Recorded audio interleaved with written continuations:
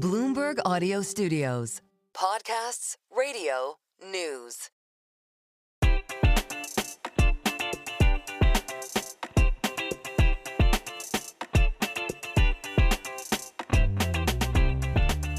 Welcome to Merryn Talks Money, the podcast in which the people who know the markets explain the markets. I'm Merryn Somerset Webb. This week, I'm speaking with Stephen Yu. Stephen is lead manager of the Blue Whale Growth Fund, a long-only and very concentrated global equity fund, which has the backing of British billionaire Peter Hargreaves. Stephen started his career as a fund manager at Hargreaves Lansdowne. He's since then held positions at New Star, Artemis, and Nevsky Capital. Full disclosure, a few years ago, I did do some paid work with Blue Whale, but I have not been commercially involved with the fund since 2023. So time has passed since then, and this week is actually the perfect time to get Stephen on. First of all, the fund has an excellent track record, an annualized return since launch in 2017 of over 14% a year.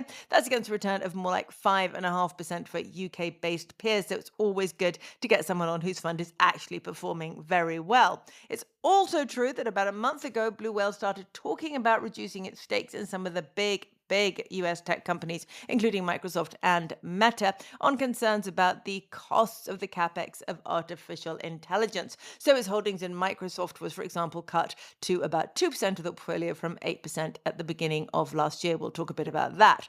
Now, Blue Whale is thought of as a tech investor. That may or not be fair. We're going to talk about it. Stephen is increasingly less positive on the Magnificent Seven tech stocks all round. We are speaking on Monday this week, and his cautious attitude is looking to be spot on. In this conversation, we get more about Stephen's thoughts on the tech giants, why the fund has been reducing that AI holding, and the DeepSeek upset. And of course, where he sees opportunity right now. Right, the way I've said that, it sounds like there's an awful lot to get through, and we haven't got days. We've only got 45 minutes or so. So sorry about that, Stephen. Thank you for joining us. You're going to have to talk fast. Thank you, Merryn. Right, so let's start. I've talked a lot about the kind of things you hold in the fund or are perceived to hold in the fund. So why don't we dial back a bit and talk about what you see the fund is actually doing, how you invest, what kinds of stock you choose, what your valuation parameters are, etc. So we started the strategy back in September 2017, so this is over 7 years ago now. The objective at the time was very simple, is we want to launch a high conviction mandate investing into between 25 to 35 stocks with a quality bias. So we like high quality businesses, but at the same time to be able to significantly outperform the markets, which would include the passive tracker in today's context. And I think that has what we have been doing. So I think on a very high level that we naturally would exclude low quality businesses that we would deem as not sustainable, highly indebted. And then the opposite of the spectrum would be company with very strong balance sheet, good management team, sustainable business model, etc. But of course, I think if you look at what has happened in the market with some other peers who are running a very similar mandate, is that there has been a bit of a deviation in performance terms over the last couple of years. And so then when I reflected back on what we are trying to achieve investor on top of what I just outlined 7 years ago, is at the same time of not only investing into high quality businesses, you would want to pick the winners that the companies are actually able to capture more market share or revenue or profit in a new environment. And I think that's what we are set out to do. Okay, can I take you back a little bit to the definition of quality? One of the things you said when you were talking about what makes a quality company is having a sustainable business model. And by that, do you mean one that you believe will last for a long time? Or do you mean sustainable in the sense of ESG sustainable? More to do with the business model in itself. I mean, we are not a ESG or high impact fund, but we do deem ESG factors as a business consideration or business risk consideration. So what I'm referring to is a sustainable business model in terms of recurring revenue stream, cash flow conversion, that you are able to tap into your customers with high switching costs, which means that then it's not easy for them to move to a new competitor to use something similar in terms of service or products. So that is what we like or prefer to invest into. That kind of company, this kind of company with a great balance sheet, with great cash flows, with great management, with a sustainable business model, and one that you can see continuing to generate profit growth out indefinitely, that's automatically going to be expensive, right? So what are the valuation parameters that you have here? We build financial model for every single company we have, and then we would make sensible or conservative forecast in terms of how much money we'll expect our company to make in the next 3 to 5 years. So one valuation metrics that we will look at is free cash flow yield adjusted for debt. So it's how much free cash flow the company would have generated in 3 to 5 years from today. And of course, the way that we assess the quality of the business is the sustainability of the free cash flow level of generation 3 to 5 years from today, isn't it? It's not like a one number that you get in 5 years time and then that number disappear in the 6 or 7 years. So that is not what a high quality business means. A good company would mean that they can continue to deliver that. Yeah. But of course, we do not have a crystal ball so that you cannot just make a number to say, okay, I think this company is going to do well 10 years from today. So you want to have a sensible time horizon, which for us would be between 3 to 5 years. And at the same time, you will be able to track the recent developments, such as quarterly earnings, investor day, or when the company announced their new guidance for this coming year in terms of their plan. And then you can marry that with your business analysis alongside the forecast that you have made to determine whether the company is likely to achieve those results. So that's what we do.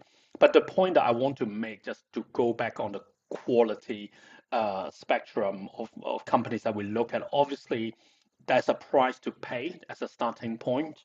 But I think what is really important, as you can probably work out across different holdings that could be deemed as good quality businesses, that the performance potential or how they have performed over time are very different.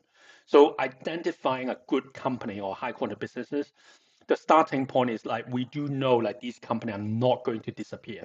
I suppose one of the things that I'm trying to get at is, let's say you've bought a quality company, it's great, everyone loves the company's doing very well. Is there a point when you look at it and you go, it's still doing really well, but it's too expensive? Of course. So what's the point at which you go, well, actually, it's now so expensive, I can't have it in my portfolio anymore? Or as a growth investor, does that point never exist because you expect a good company to grow into any valuation? You see where I'm going here, obviously. Yeah, we totally agree with you. There's always a price for everything, right? Like even like for high quality company, let's say Nvidia or Microsoft or some others, there's always a price. So we do take that into account. So the way that we look at it is two things. So one is we make forecasts in terms of how much money or free cash flow our company is expected to deliver in the next 3 to 5 years. And of course, up to 3 years, you can look at the market consensus numbers. Yeah. So what we want is our forecast to remain ahead of the market expectation, which means that if we ended up to be correct based on our analysis, that a company would continue to beat expectations, right? And of course, that will be from time to time that the market has caught up with our expectations and we are no longer ahead of market expectation. And in that manner that we would deem the shares to be overvalued within a short time horizon, which is up to 3 years. Right. Okay, that's one which we do look at. Secondly, is about the 5-year number, which we look at a single valuation metric, free cash flow yield adjusted for debt in 5 years time. And the way that we look at it, obviously there's no market consensus to refer to, but we would try to adjust that number alongside the quality of the business, right? So if you're a good company, of course, there's a spectrum of good company versus better company, high quality company, etc. And the price would be very different from one to another. And I think in today's context, just going back to Microsoft to make it a bit simple, is that we believe that the quality of the business for Microsoft is not improving from here. But when you look at the business 7 years ago, when they went through the digital transformation to make it a cloud subscription model, that the quality of the business was improving for a good period of time.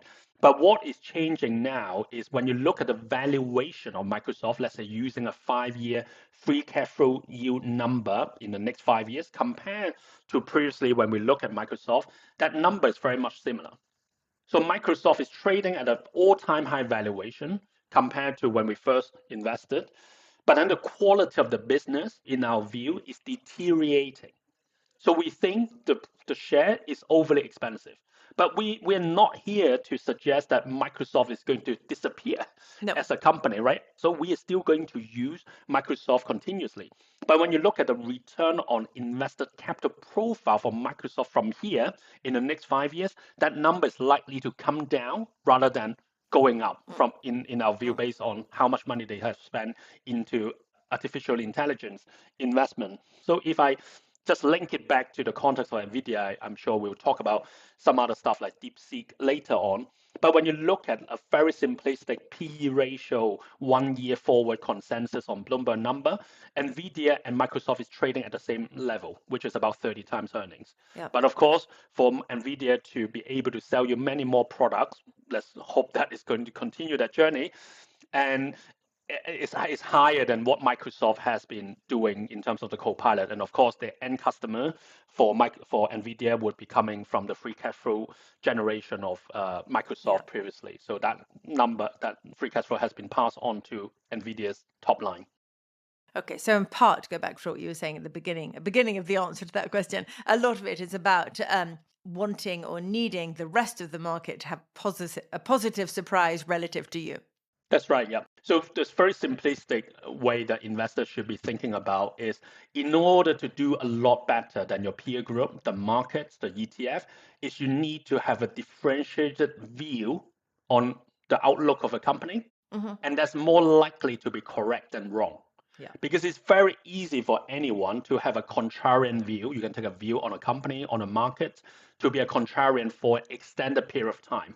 And you're probably going to get carry outs in terms of that view because the market is right most of the time, right? So then in order to do something different, which is in performance term that you need to deliver more than your competitors or the market, you need to have a differentiated angle.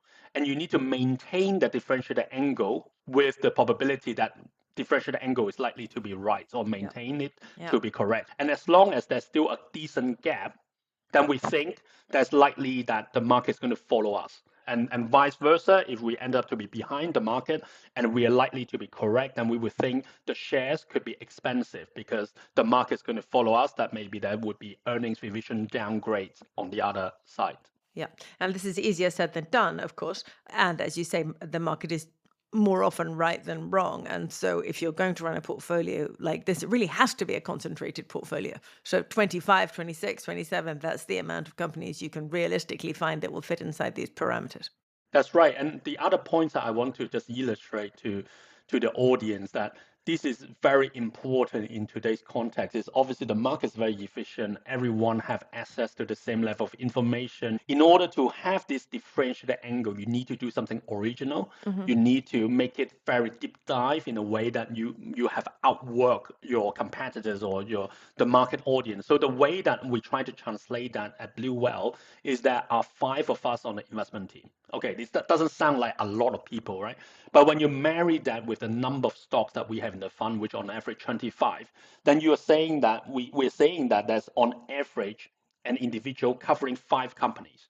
So if a professional full-time worker is covering 5 companies for the entire year, versus another individual who might be covering 10 or 15 or more, and maybe not full-time too, because you have a day job, then the level of research that we could put behind the scene to understand what the company is trying to do or whether we have a differentiated angle, I think the chance of that happening is higher. We're not an expert on anything, right? Like if you ask me about the stocks that's outside the fund, I probably cannot have a proper conversation. But for the stocks that we end up having invested, then yes, I think we could claim to be an expert just because we have spent a lot more time when you're very focused in terms of that resource.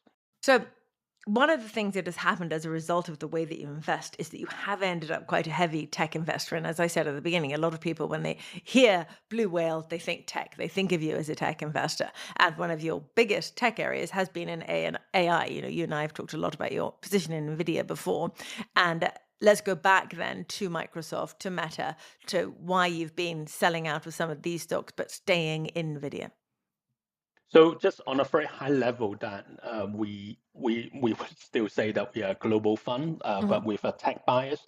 And if I look back to the last 7 years, that our tech exposure has been fairly consistent, I would say just about 40% Yeah. throughout that journey. But what has been interesting within that exposure was that the composition of that mix was very different 7 years ago compared to now. So 7 years ago, before the pandemic, we were heavily exposed to digital transformation opportunities. And since then, we have moved on. And since 2022 or 2023, we have switch those exposure into artificial intelligence, which is the hot topic of the last few years. And of course, we have done very, very well on the back of that.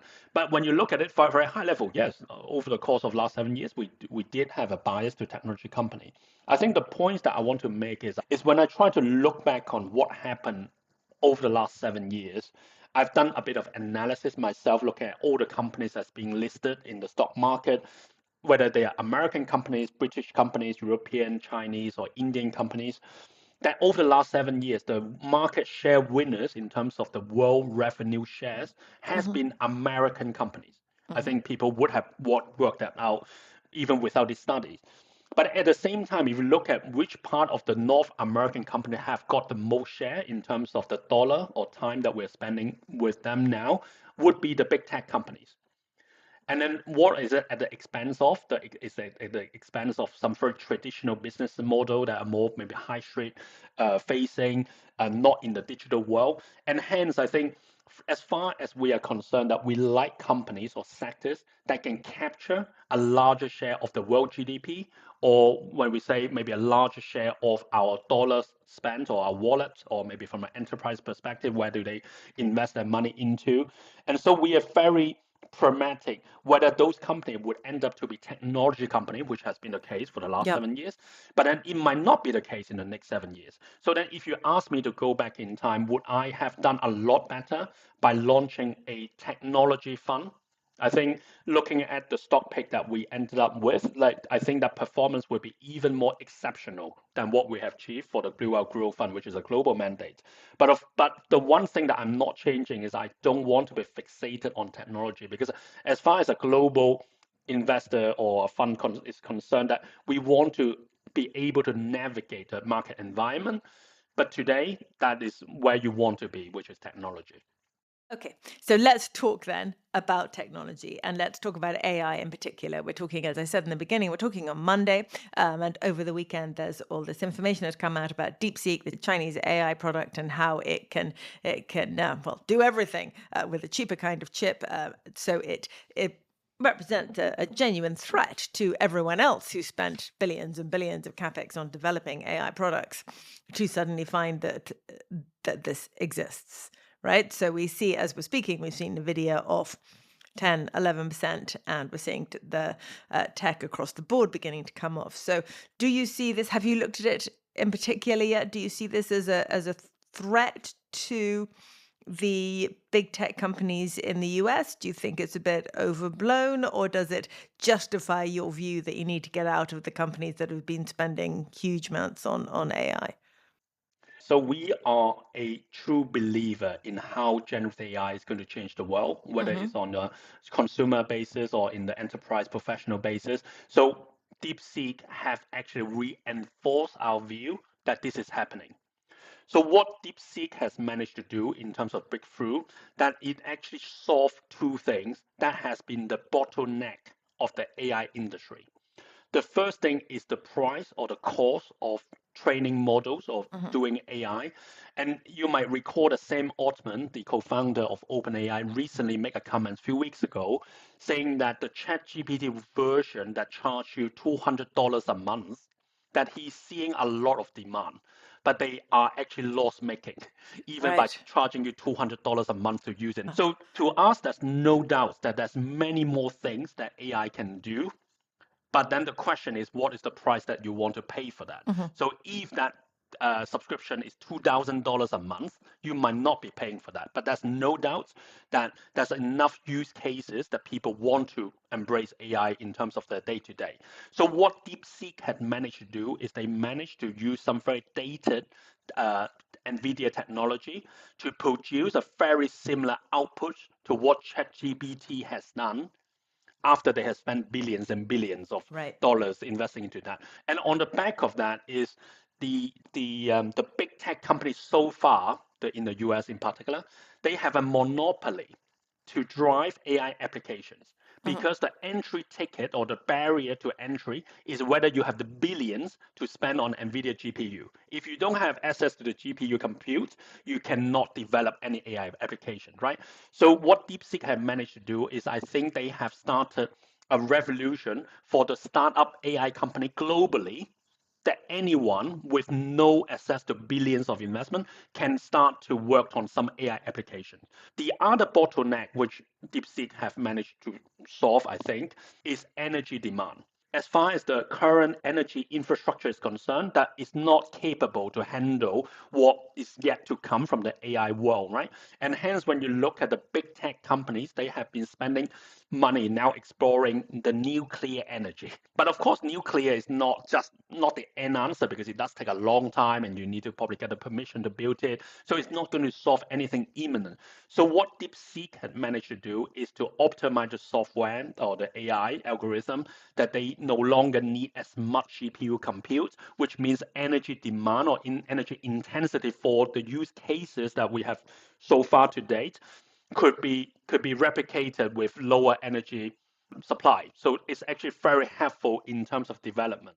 So what we have here now is the possibility of an AI model which is much cheaper and much less energy intensive than previous assumptions. That's right. It's a big positive supply shock to the global economy, surely.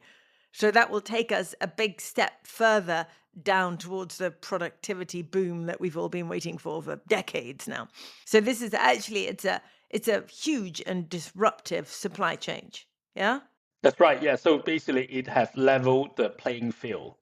That is, more startup AI companies is able to join the race to be more creative, innovative. At the same time, it's lowered the price or the cost to run certain AI applications. So if you look big picture, then that should mean less inflation, more productivity. It's yet another wave of deflation coming out of China. I think on a very high level, that is of our view, even before this week, is like AI is very deflationary over time, right? Like in terms of increasing productivity, in terms of maybe having fewer headcounts in certain more mundane kind of operations like back office or maybe some customer service function. So I think over time, a lot of things that we're doing today could be done by AI. But of course, the question is like, how long does it take, right? Given that it's so expensive to invest into AI as a starting point and to be able to come up with the applications that work. And then you then end up, you need to have the customers happy to pay for this at the same time, right? So I think there's a lot of box to tick. But then by lowering the cost, I think it does open up a lot of opportunities. An analogy I want to make on this is if you look at the smartphone ecosystem, right? Let's say the App Store on iPhone or Android. When it first launched, you probably have like maybe 50 to 100 apps. But over time, as the platform become more level in a way that is making more accessible to any software developers, app developers, now you have a few million apps in your App Store, which we don't even know all of them. And the number of applications or use cases that you can do on your smartphone is a lot more. And hence the penetration is not just Apple's winning, right? Apple is only a small player in the market. You have a lot of entry-level smartphone that can do most of the stuff. So this is what is going to be very helpful from the AI adoption penetration kind of conversation going forward. So what DeepSeek has done is accelerating the adoption and penetration of AI. Okay, and so what does that mean for your portfolio? What does that mean for NVIDIA in particular? Because we've talked about you selling down other companies, possibly ones that have overinvested in AI, and you think that weakens them long term. But NVIDIA, you've maintained your holdings in. You haven't wanted to get out of that at all. What does this news mean for them? So within the AI domain, we are still a pro AI infrastructure company. So company who are on the receiving end, so including NVIDIA and Broadcom, for example, both of them in our top 10. And the way that to think about this, obviously, our view has not changed yet. I mean, it doesn't mean that we might not change that view in time, but our view has not changed that by freeing up some of the GPU capability. Let's say if you assume that all the big tech companies, the utilization of all the GPU they have got in-house is 100%. So they utilize everything they have got, and hence they need to continue to order more GPU going forward, right? Whether it's from NVIDIA or working with Broadcom to do in-house GPU. Okay, what DeepSeek have managed to suggest is maybe there's certain level of optimization you can do to free up some existing capacity, right? So rather than 100% utilization, maybe the number is like 50% utilization. So you suddenly have like a 50% free up capacity. You can work on other AI applications or development that you might not need to then order more GPU from NVIDIA or Broadcom, right? So that is the narrative happening in today's market. Our view is a bit different. Our view is that, sure, okay, that is fine. If everyone is trying to take a step back to say, oh, actually, we can take it easy now because our competitor have got capacity free up, we do have that too. Let's slow down the development of AI and not to invest more into GPU. If everyone is doing that, that's fine, which is not the case. People are going to utilize more of the free up capacity to develop more things. I mean, the AI use cases that we have been talking today, or most people have access to, we are talking about GPT technology, which is like a searching algorithm or some model giving you a very strict answer, quickly correcting your email, suggesting a few things going on. But what we haven't talked about, which is very new now, is happening, is called AI agents. AI agent means this agent would actually help you to do things. So instead of speaking to the BA British Airways chatbot saying, oh, my flight got cancelled, can you help me to do the refund? Where do I go? And then they give you all the answer. Is that No, AI no, they agent don't could... give you the answer. They don't give you the answer. Oh, okay, That that's bit doesn't worse. happen. You know nothing about the BA chatbot. So that's worse then. But what is happening if BA is smart enough, like when this AI agent comes along, is the AI agent itself not only able to answer your question, but at the same time it's going to fix it for you in the back end, right?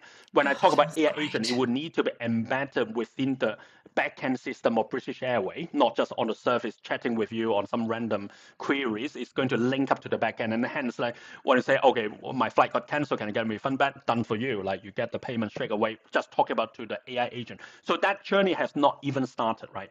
So what I'm trying to say here is like there's many more use cases that we have not yet come to use, and any free up capacity would basically accelerate those development without like basically saturating the utilization to date. And I think everyone is racing to do that. And the other thing which is very important, if you look at what DeepSeek have said, or maybe some of the comments on Twitter have been trying to tackle, is like those GPU they have got is not enough to go forward, right? They managed to utilize a very limited data number of GPU to get to where they got to.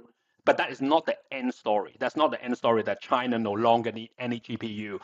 Because I would imagine if tomorrow that Trump decided, oh, actually, we want to become friends with China again, we will let you have as many GPU as you want from NVIDIA.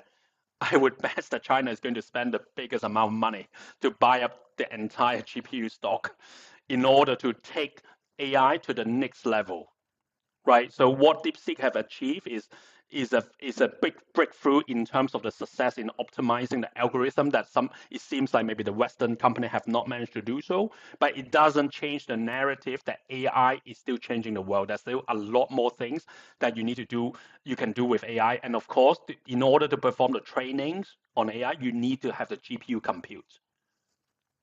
Yeah. Interestingly, I'm looking at the analysts putting out almost immediate comments on this business today on Monday. As I say, we're seeing all sorts of things from this will lead to a huge capex unwind and a mild recession in the US and an unwinding of equity inflows into the US and eventually a weaker dollar. That's all a bit OTT from what you're saying. You don't think analysts should be allowed to write instant responses, do you? No, I think the thing with the DeepSeek breakthrough is I think that's going to be more data point that we'll get from some of the big tech companies. You probably want to hear from them, right? Because like I suggest that okay, they're going to free up some capacity. But what is that number, right? If you say to me they can free up like 50% of the capacity, that's a lot. It's a big number. If they can free up like 20% of the capacity, that's not a lot. So then I think there's still a debate in terms of what is happening. But the other thing I just want to throw it out there because we're going to hear from Meta too, was that Zuckerberg on Friday, a few days ago, before the DeepSeek announcement, Friday he announced or pre-announced the capital expenditure for 2025. So that Yes. number has gone up from 50 something trillion dollars expected for 2025 into the range of more than 60 billion, $50 billion to $60 billion. So that number's gone up by over $10 billion. And I would imagine he actually was connected, right? Like he's not like he's going to hear the same news on DeepSeek as you and I just reading on let's say Bloomberg channel. So by him doing that, just being a bit speculative, was that he already know what this means for them. They already have worked out that okay, we can maybe copy some of the optimization algorithm that DeepSeek have introduced because it's open source, but then they still need more GPU to do more things. So I think that's very interesting. But we will probably hear more from them this week because they're going to report their results. Okay, more on that later. So you're hanging on to NVIDIA, and presumably you're hanging on to your other investments in the AI infrastructure area too. So Vertiv is another one in your top 10, which they do cooling infrastructure, right, for data centers. That's right, yeah. I mean, things are quite fluid, right? So at the moment, we're not selling. I think that's a starting moment, but we'll get more clarity as this week goes on. I think we need a few more data points to suggest whether our thesis might have changed from on that perspective. Yeah, and I'm interested, you mentioned earlier something I was going to ask you about energy, and in particular about nuclear. If you're very, very pro AI, very pro data centers, AI infrastructure, et cetera, does that make you want to lean into holding anything in the nuclear energy sector? Not currently. I think just from maybe a public equity investor perspective, there's just not many of these companies around, right? Like if you ended up finding a company that have some exposure to nuclear that probably have other stuff that you don't want to own, which is a typical, maybe like a utilities company. They have like a nuclear operation or some nuclear plants. So you don't get a pure play in terms of nuclear, right? And of course, then whether we would end up investing into uranium, which we couldn't, then there's a more of a very different game to play. Okay, so let's move on then and look at some other parts of the portfolio, some other sectors and themes that I know you're interested in. And one of the ones that always pops out to me when I look at your portfolio is what you like to call gaming and I like to call gambling. Flutter for Flutter, for example, gaming, I think is a bit of a euphemism here. It's outright gambling, right? But you think that sports gambling in the US is an area that you are exposed to and you have great hopes for, right? Yeah, so this is a very good illustration of what we're trying to achieve with our 25 companies, right? Because the way that to do it is not only you find a good company or a high quality business model, and at the same time you want this company to capture new market share from someone else. So as far as U.S. sports gaming or U.S. gambling is concerned, gambling is concerned, that is a completely new opportunity since the U.S. started to legalize sports gaming state by state a few years ago. So at the moment, when you look at the market segment in the US, it's only about 50% of the states or population would have access. And then at the same time, it's a two-players market, which is we like that in a way. There's a duopoly. So in the US, it's between Flutter's sub-brand called FanDuel versus DraftKings, which is a US listed company. And these two companies, they control over 80% of the market share. So they are very big companies. There's still a few more small players out there, but then they do get the economy of scale. But what we really like in a way to think about is, so between these two companies, their top line is about $20 billion. So these are the money that they would be keeping after they pay out all the winnings, right? So then the question to ask is like, where does this 20 billions come from? Right? Because a few years ago, that number was zero, right? It's either the consumer in the US have spent less money with a restaurant, gone bought a fewer things from Amazon, or maybe gone fewer times to a cinema or some other discretionary spending. So this is what we really like in a way that is idiosyncratic, that is not depending on Trump. It's not depending on the war in Ukraine or the Middle East. It's about American consumers shifting away some of the spending they're already doing to the recreational sports gaming or sports gambling or like whatever you want to call it, but it's a new market for them. And of course, the other thing that we know, which is very positive, is the American sports market is multiple times bigger than the rest of the world sports market to start as a starting point. So we know that they love their sports. Secondly, the GDP per capita as American consumers, they're a lot wealthier than the rest of the world. So when you put these two things together and then you have a new opportunities to capture some of the spending, then you know that this is going to be very idiosyncratic and could be very positive. When you put all these things together, then you know that it's more likely that they would do well. The only thing that I would say is a headwind or a hurdle is the tax coming from the state, because like when the state decided, oh, actually this is very profitable, or maybe you get this ESG angle that I don't want you to do too much, they probably would increase the tax. But what we would say, this is a win-win situation, right? Because the only reason a state would decide to legalize sports gaming is because they want more income. So they probably don't want to kill the industry. Otherwise, then they might as well not to have legalized it in the first place. Yeah, I see that. That makes sense. You mentioned in your remarks there that this is an industry that isn't threatened by President Trump. Does his election change anything for you when you look at your portfolio? You mean you're so bottom up, so stock specific, but is there anything in Trump's plans that changes the way you look at your portfolio or any of the specific companies inside it? Yeah, so not so much on maybe stock buy on a bottom level, just because when we were running into election, we were very much indifferent in terms of whether Harris or Trump is going to win. So we were not positioned either way. And since then, we probably haven't actually got a lot of benefit on the back of Trump being elected, because I think there's a few policy that is probably going to benefit more from the stocks that we don't currently have exposure to. I think what is interesting, or what we are likely to get in this coming 4 years, is firstly, I think the headline Trump kind of driven volatility in the market is going to be a lot higher in terms of headline risk. So then he's going to make a lot of comments about different sectors or companies, and the shares is probably going to move according to that comments. I think then it plays into the strength of high conviction active investors who are actually doing some work behind the scene to assess whether some of these are just a rumor, speculation, or some of that is going to get translated in proper terms in terms of impact. So I think that's one.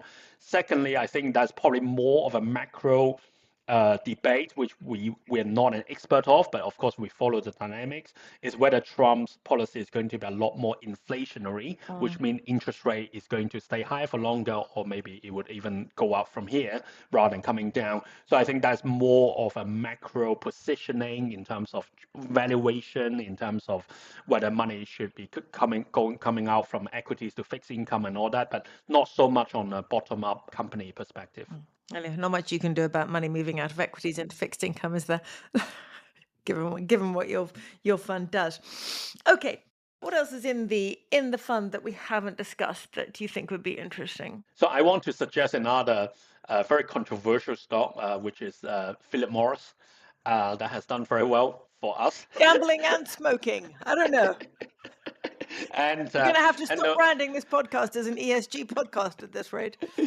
Sorry, the way that I want to reason for Philip Morris to have a very quick discussion was, so it's a new stock for us. I mean, we have only been holding it for over a year or so, so we haven't got it since the beginning of the fund back in 2017.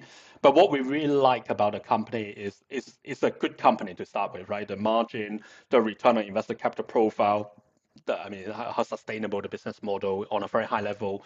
We all like that. But what have changed for us, which I think is the important part, is when you look at Philip Morris as a business today, 50% of the business is in non-traditional cigarettes products.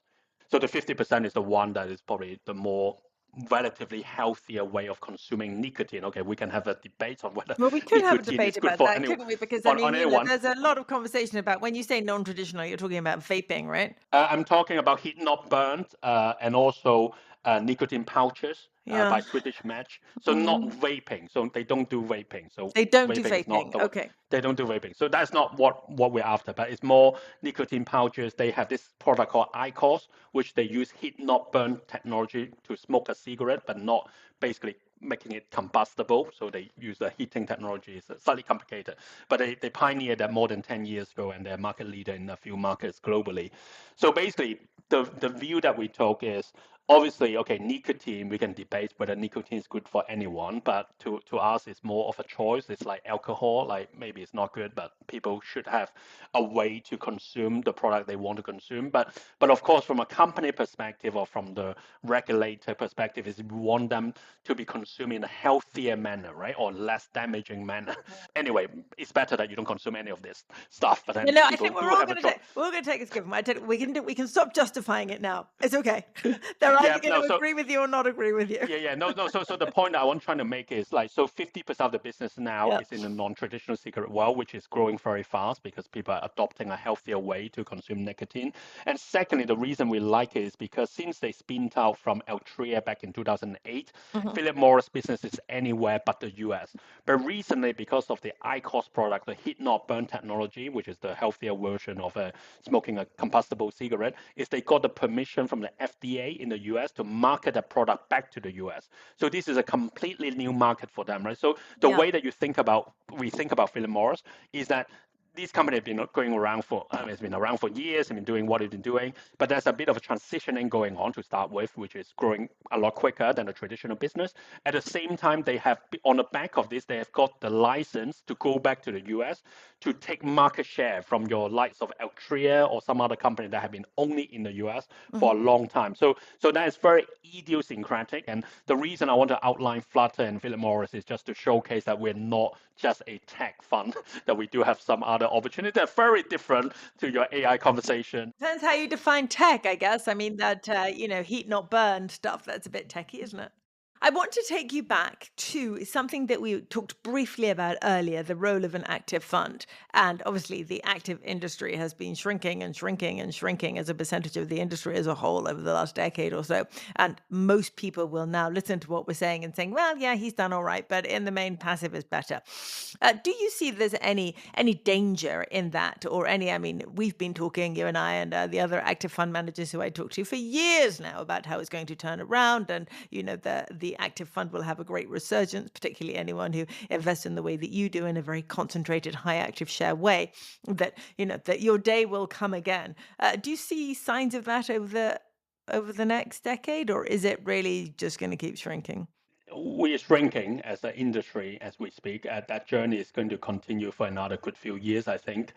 I think the debate, this is very interesting, right? In a way that over time, if the majority of money in the market, which is not the case today, I think today is about 50-50 split, but let's say give it another 5 years and then passive would become like 70 to 80% of the market in terms of flows or AUM, that it would actually make the market less efficient because it's a lot easier to compete with a passive driven market, right? If you ask me to compete with another active investors, I mean, we're having a podcast here, I'm sure like that another team of people would be doing a lot of work on investment opportunities. So then and also at the same time, it's a lot harder to work out what they're trying to do or how they're doing it. But when you're trying to compete with passive, this is my point that I'm trying to make, is it's very easy to beat the passive. It's a lot more difficult to beat an active investor because you don't know what they're doing. You don't know the resource they have. You don't know the information they have. To beat the passive, you only need to work out the top 15 or 20 companies that are very big, and then you take an active view on why you're not owning them because you have something better, right? Like if you think you have something better than your Max 7, feel free to not own them. Just make sure that you deliver the same level of return of those Max 7. But if you haven't got as good of a company to do the same thing, just own them. Or if you can own them more in size like we have, then you outperform the market, right? So then I don't understand, or this is the I think the reason why the industry is dying a little bit. I think there's a bit of legacy before the rise of the ETF, that there's many more funds, right? You have different fund manager with a different investment philosophy, different way of operating, and then they're trying to sell you the approach. Oh, we are a value manager, we are growth manager, we are quality manager, we are UK manager. They're trying to sell you the approach, and we are not going to deviate from our investment philosophy. And of course, I think that was a period of time that it did work. But over time, actually, the market has worked out that the ETF can replicate a lot of these factors in itself, whether it's a quality basket of stocks, value stocks, or growthy stocks. So then I think there's a lot of low quality, in a way, a low value for money proposition from an active manager fund's perspective, that it could disappear, right? if everyone is similar to what we're trying to achieve, which I do feel we do have a cohort of outperforming active managers that are trying to deliver more value for investors. And I think the money will come back to the active, because when everyone else have got passive, everyone is getting the same return. So then you want to be differentiated. I want to be wealthier than my neighbor or my colleague. And then so I probably want to have a bit of active. But at the moment, it's very difficult for people to differentiate a good active funds versus bad active funds. I think that's at the moment, you just don't want to have any active. Why don't we just go everything into passive? But I think over time, people worked out, actually, I want something different. I want something better. And hopefully we will still be here to join that conversation. And hopefully, too, it'll become clear to active managers, if they want to survive long term, they need to take a leaf out of your book and at least be a concentrated active manager, a real active manager, as we might put it, as opposed to an active manager who knocks around the benchmark hoping for the best. There are two more quick things I wanted to ask you about. I know that you're not a crypto investor, but I did just want to ask you briefly about Bitcoin. Do you ever look at it? And we've seen it come down today. We're talking again, I repeat, on Monday. And as Nvidia and as the Nasdaq have come down quite a bit, so has Bitcoin followed. Do you see it just as a non-asset class that is simply correlated to tech stocks in the US, or do you see it as something more special? I think the way for people to think about Bitcoin, I'm sure a lot of people have made a lot of money from the crypto, is that it's about the use cases. So from our perspective, the reason that firstly, we can't invest into Bitcoin as far as the strategy is concerned. But even personally, I'm not an investor in Bitcoin. The reason only being is that I don't see too much of a use cases. So then it become more of a speculative asset class. I can see the argument why is that some sort of like digital gold, in a way that you want to protect your money away from the US dollar or what the central banks are doing. You probably don't want to have too much sterlings. Maybe you can have a bit of Bitcoin on that note.